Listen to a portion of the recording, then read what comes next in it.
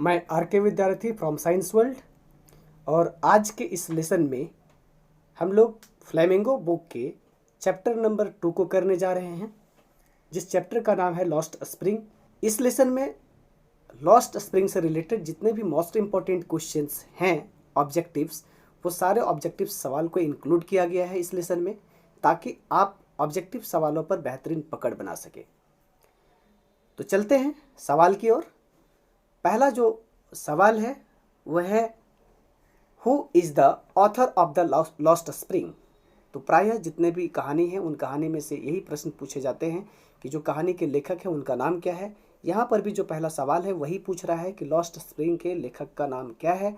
तो पहला जो आंसर है, पहला जो ऑप्शन दिया गया है वो एनिस जंग, दूसरा ऑप्शन जो है लुइस फिशर, ऑप्शन तीसरा जो है वो पाब्लो नेरूडा एंड ऑप्शन चौथा जो है वो नन ऑफ दीज। तो जैसा कि आपको पता है, अगर आपने कहानी को पढ़ा होगा, तो इस लेसन के जो राइटर हैं उनका नाम है एनिस जंग। ऑप्शन ए सही जवाब है। क्वेश्चन नंबर 2 की ओर जब हम लोग देख रहे हैं तो पूछ रहा है, what is the meaning of Saheb e Alam. Saheb e Alam के नाम का क्या मीनिंग है, या फिर यूँ कह सकते हैं कि साहेब ए आलम का क्या अर्थ है। तो ऑप्शन 4 यहाँ पर मिल रहे हैं। Option A rag pickers, option B poor man, option C lord of the universe and option D none of these. तो ऑप्शन सी इसके सही जवाब है, लॉर्ड ऑफ द यूनिवर्स, क्योंकि साहेब ए आलम का जो मीनिंग है वह लॉर्ड ऑफ द यूनिवर्स ही होता है। ऑप्शन 3, हु इज साहेब, साहेब कौन है।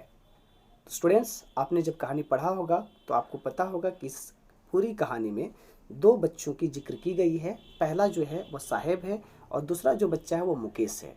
तो पार्ट ए, जिस लेक्चर को अभी हम लोगों ने देख रहा है, ये साहेब से रिलेटेड है और यहाँ पर जितने भी सवाल पूछे गए हैं वो साहेब से रिलेटेड है। तो कहता है कि साहेब कौन है। तो हम सभी को पता है कि साहेब जो है वो एक रैग पिकिंग का काम करता है सीमापुरी में। अब यहाँ पर देखते हैं कि ऑप्शंस में है या नहीं। Option A shopkeeper, option B businessman, option C rag pickers and option D none of these. तो स्टूडेंट्स, जैसा कि हम लोग को पता है कि साहेब कूड़ा कचरा बिछने का काम करता है, इसलिए ऑप्शन सी सही जवाब है, rag pickers. Question number 4, why did Saheb leave Dhaka. कहता है कि साहेब ढाका को क्यों छोड़ दिया। तो साहेब ढाका को क्यों छोड़ा था, कहानी में हम लोगों ने डिस्कशन किया था कि वहाँ पर उसके खाने पीने के जो संसाधन थे वह काफ़ी कम थे, कुछ बचे नहीं थे उनके पास, होमलेस हो चुके थे और इसी कारण से उन्होंने वहाँ पर छोड़ दिया। Option A because of lack of resources, संसाधनों की काफ़ी कमी थी। B because of lack of enough, पर्याप्त मात्रा में वहाँ पर कुछ भी नहीं थे। Option C because of illness, बीमारी के कारण। बिकॉज ऑफ पेरेंट्स, और अपने पेरेंट्स के कारण। तो हम लोग यहाँ पर कह सकते हैं कि यहाँ पर जो इसके आंसर्स हैं वो क्या है कि because of lack of resources, ये होने के वजह से उन्होंने क्या किया था, छोड़ दिया था। Option A. Question number 5, where is Seemapuri. Seemapuri कहाँ पर है। Option A in India, option B south Delhi, option C north Delhi and option D east Delhi. तो ऑप्शन डी सही जवाब है, क्योंकि सीमापुरी ईस्ट दिल्ली में लोकेटेड करता है। Question number 6, where is Saheb employed. Saheb कहाँ पर अभी काम कर रहा है, मीन्स कहाँ पर वो एम्प्लॉयड है। तो option A at a tea stall, option B at a sari shop, at a option C at a school and option D none of this. तो हमें पता है कि साहेब फाइनली वह एक टी स्टॉल पर काम कर रहा था। तो ऑप्शन ए जो है वो बिल्कुल सही जवाब है, at a tea stall. Question number 7, why is author calling garbage as gold in the story. अब इसको समझना है हमें कि ऑथर जो है वह गार्बेज को गोल्ड कहता है, ऐसा क्यों कह रहा है। तो कहानी में हम लोगों ने सीखा है कि जो गोल्ड है, यहाँ पर गोल्ड कुछ भी इंडिकेट नहीं करता, स्पेशली इंडिकेट करता सर्वाइवल का। सर्वाइवल का मतलब जीवन यापन का एक माध्यम बन चुका है उन लोगों के लिए जो रैग पिकिंग का काम करता है। मीन्स कूड़े कचरे के ढेर से ही वह क्या करता है कि कुछ पैसे अर्न करते हैं। वहाँ पर जो सुविधाएं उपलब्ध होती है सीमापुरी में, तो उन सुविधाओं के लिए जो भी पैसे चाहिए और उन पैसों के लिए वो गोल्ड मीन्स गार्बेज जो है, उस गार्बेज को क्या बोल रहा है, गोल्ड बोल रहा है, क्योंकि सारे के सारे जो लोग हैं वो गार्बेज में काम करते हैं जहाँ से उसकी ज़िंदगी चलती है। तो कह रहा है कि ये जो गोल्ड है वह ऑथर गार्बेज को गोल्ड क्यों कह रहा है। तो ऑप्शन ए कहता है because of its encashment value, because of gems in it, because of gold in it, none of this. तो कहता है कि पहला जो ऑप्शन है उसमें कहता है कि इनकेसमेंट वैल्यू है, मीन्स कुछ जो रैग पिकिंग है वो रैग पिकिंग करने से उनके पास कुछ पैसे आ जाते हैं। दूसरा कहता है कि क्या इसमें जेम्स पाया जाता है या फिर क्या इसमें गोल्ड है या नन ऑफ दिस। तो हम लोग जानते हैं कि रैग पिकिंग में काम करने के बाद उनके पास कुछ पैसे आते हैं और उसी पैसे से वो सर्वाइव करते हैं। तो ऑप्शन ए जो है वो बिल्कुल सही जवाब है। Question number 8, what do the boys appear like to the author in the story. कह रहा है कि ऑथर को, लेखक को जो बच्चे हैं वह अपीयर होते हैं, और वो जो अपीयर होते हैं, प्रकट होते हैं, दिखते हैं, वह कैसा दिखते हैं। तो ऑप्शन ए दिया है मॉर्निंग बर्ड्स की तरह, ऑप्शन बी इवनिंग बर्ड्स की तरह, ऑप्शन सी मॉर्निंग क्राउज की तरह, option D none of this की तरह। तो हमें पता है कि जो बच्चे हैं वो रैग पिकिंग का काम करने के लिए अर्ली मॉर्निंग आते हैं, और अर्ली मॉर्निंग आने का काम कौन करता है, बर्ड्स करते हैं। इट मीन्स ऑप्शन ए बिल्कुल सही जवाब है। Question number 9, name the birth place of the author. अब सवाल कह रहा है कि लेखिका का जन्म कहाँ पर हुआ है। Option A Rourkela, option B California, option C USA, option D America. तो स्टूडेंट्स, लेखिका का जन्म राउरकेला में हुआ है। अगर आप कहानी को पढ़े होंगे तो अबाउट द ऑथर से ही कहानी को स्टार्ट किया जाता है। तो अबाउट द ऑथर में जिक्र की गई है एनिस जंग का कि उनका जो बर्थ प्लेस रहा है वो राउरकेला रहा है। ऑप्शन ए सही जवाब है। Question number 10, Saheb hailed from which place. तो कहता है कि साहेब कौन से प्लेस से आया है ना।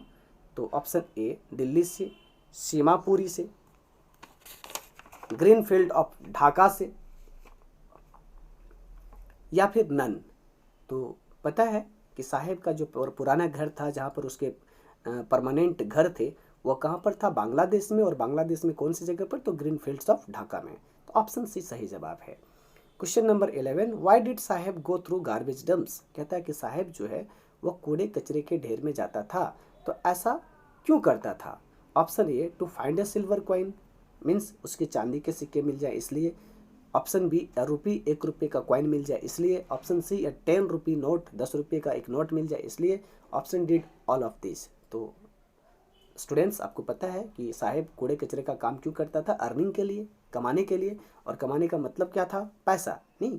तो यहाँ पर जो तीनों ऑप्शंस है वो कहीं ना कहीं पैसे को इंडिकेट कर रहा है।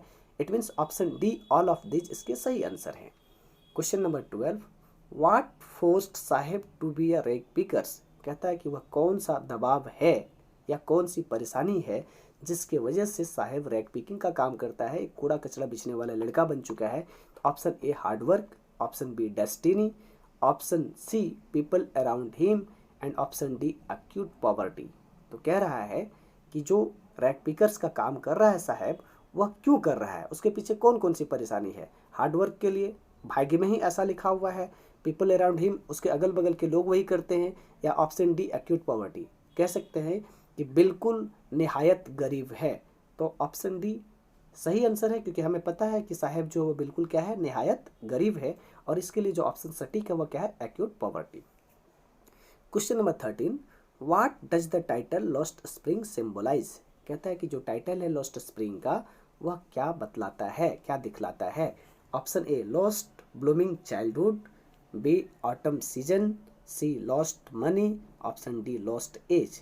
तो ऑप्शन ए बिल्कुल सही जवाब है, क्योंकि लॉस्ट स्प्रिंग ये सिंबलाइज करता है कि एक बच्चा अपने बचपन को खो देता है। जब वह बचपन में एंजॉय करने का लेवल होता है, तभी वह अपने बचपन को एंजॉय नहीं कर पाता है और अपने पूरे बचपन को कहाँ पे लगा देता है, कूड़े कचड़े में। इट मीन्स वह बचपन का आनंद नहीं ले पाता। और लॉस्ट स्प्रिंग यही बतलाता है कि एक बच्चा जो है वह अपने बचपन के आनंद को नहीं ले पाता, उसकी बचपना जो है वह कहाँ पर ख़त्म हो जाती है, सर्वाइवल के अर्निंग में। जीवन यापन कैसे खत्म होगा, उसकी अर्निंग में ही खत्म हो जाता है। इट मीन्स ऑप्शन ए जो है वो सही आंसर है, lost blooming childhood. 14, the rag pickers have no identity but they have. कहता है कि जो रैग पिकर्स हैं उनके लिए कोई आइडेंटिटी नहीं है, कोई उसके पास परिचय पत्र नहीं है, कोई पहचान नहीं है। तो है क्या उसके पास। तो ऑप्शन ए परमिट्स है, ऑप्शन बी पासपोर्ट है, ऑप्शन सी राशन कार्ड्स है, ऑप्शन डी लाइसेंस है। तो स्टूडेंट्स, आपको पता है कि उनके पास कुछ भी नहीं था एक्सेप्ट राशन कार्ड का। तो ऑप्शन सी जो है वो बिल्कुल सही जवाब है, क्योंकि उन बच्चों के बीच में या फिर उन रैक पैकर्स के बीच में सीमापुरी में रहने का कोई परमिट तो था नहीं, लेकिन जब लोग रह रहे थे तो उनको क्या मिल गया था, राशन कार्ड मिल गया था, और वही राशन कार्ड से ही उसके जीवन यापन चल रहे हैं। यहाँ पर कार्ड्स का स्पेलिंग गलत है, कारण ये मिसस्पेल्ड हुआ है राइटिंग में, इसलिए इसको ध्यान ना देते हुए इसको आप कार्ड समझें। Question number 15, the colony of rag pickers is situated in. कह रहा है कि जो कॉलोनी है रैग पिकर्स का वो कहाँ पर स्थित है। Option A the south of Delhi, Delhi के साउथ में। ऑप्शन बी आगरा में। ऑप्शन सी नोएडा में। ऑप्शन डी सीमापुरी में।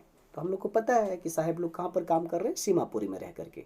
तो ये कहाँ पर कॉलोनी लोकेटेड है, तो option D Seemapuri. Question number 16, what did the man from Udupi pray for when he was young. कहता है कि उदुपी में एक व्यक्ति जब वह यंग था तो प्रे करता था, प्रार्थना करता था। तो वह किस चीज़ के लिए प्रार्थना करता था। Option A a pair of trouser. Option be a pair of shoes. Option a few friends. Option D all of these.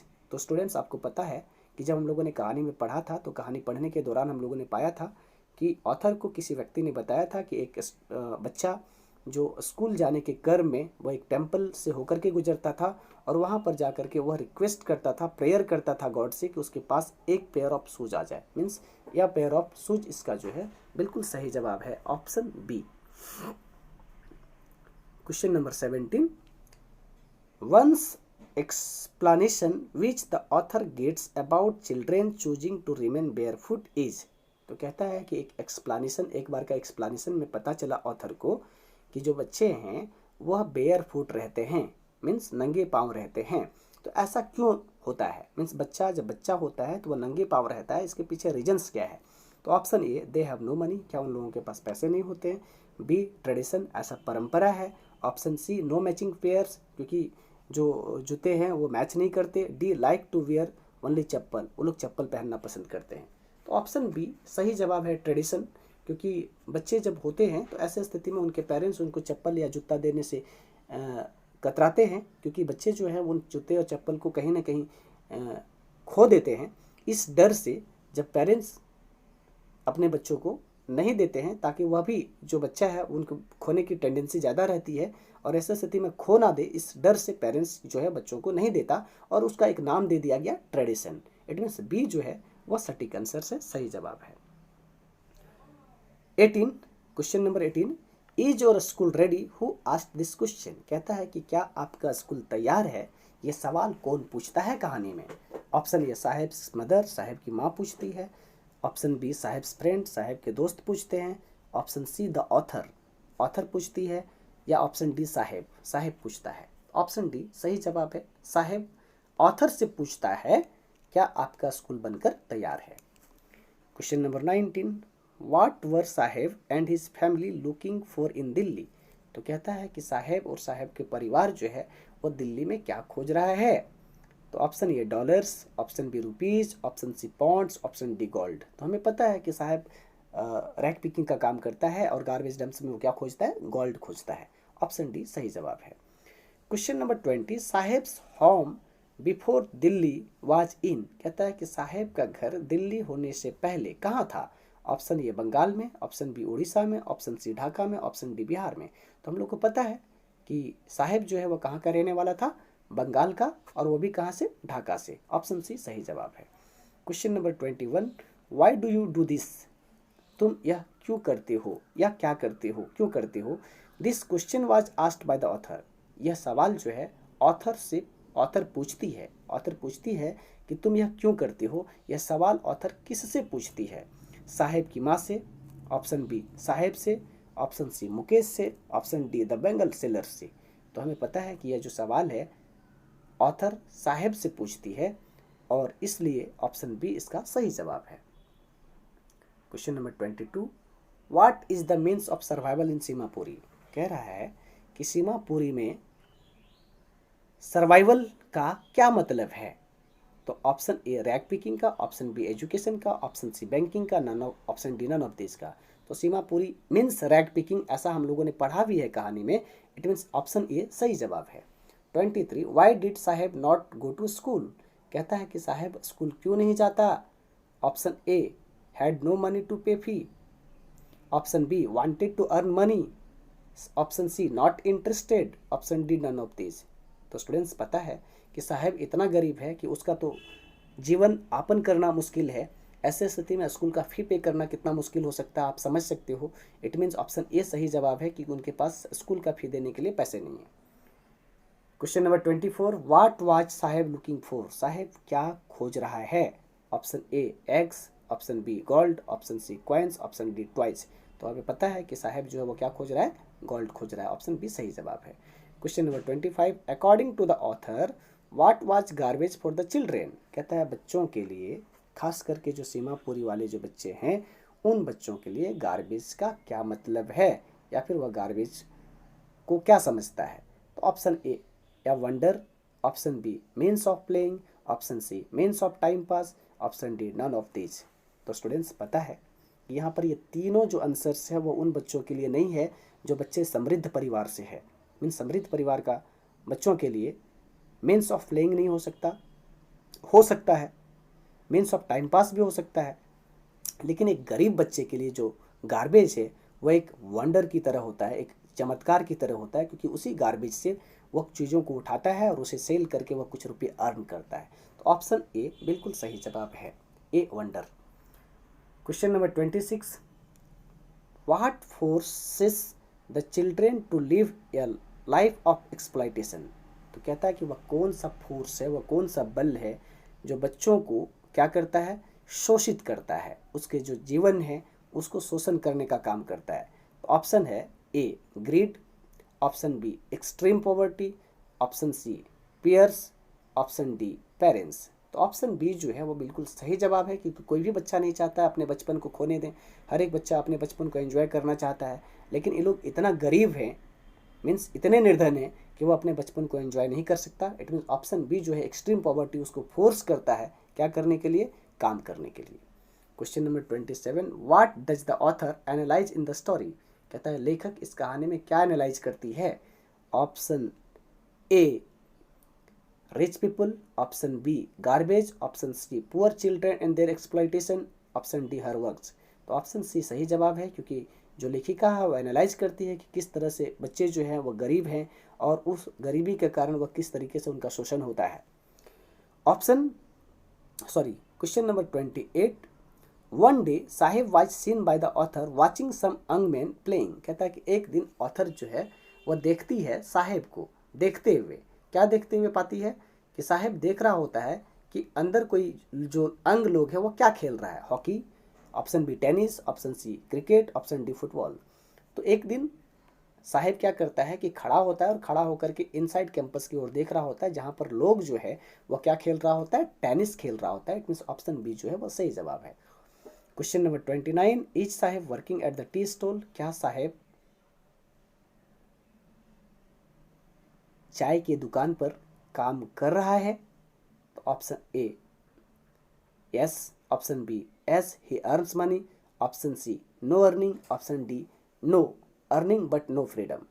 ठीक, तो कहता है is Saheb working at the tea stall? तो कहता है हाँ, साहब जो है वो क्या कर रहा है कि चाय की दुकान पर काम कर रहा है। तो ऑप्शन ये जो है वह बिल्कुल सही जवाब है कि जी हाँ, साहब जो है वो चाय के स्टॉल पर काम कर रहा है। Question number 30, what are the reasons for the migration of people from village to city in this lesson? कहता है इस लेसन में लोग गांव से शहर की ओर माइग्रेट कर रहे हैं या तो इसके पीछे क्या रीजन है, इसके पीछे कौन सा कारण है? Option A, sweeping of houses and fields by storms. Option B, no money. Option C, unemployment. Option D, education. तो कहता है कि लोग जो है वो गाँव से शहर की ओर चले गए, जैसा कि इस लेसन में जिक्र किया गया है। तो उसके क्या कारण थे? तो हम लोग को पता है कि उन लोगों के जो घर द्वार थे ढाका में, वह जो स्टॉर्म्स था वह स्टॉर्म्स स्वेप्ट अवे कर दिए थे, उनके पास अब कुछ भी नहीं बचा था। ऐसे स्थिति में वो लोग क्या किए थे, अपने गांव को छोड़ करके शहर की ओर माइग्रेट हो गए थे, जहां से वो अपने आप को सर्वाइव रख सके, मीन्स अपने आप को जिंदा रख सके। आई होप यह पूरा वीडियो आपके लिए काफ़ी फ्रूटफुल साबित होगा, आपको पसंद भी आया होगा। अगर यह वीडियो आपको पसंद आया है तो हमारे चैनल को सब्सक्राइब करना ना भूलें।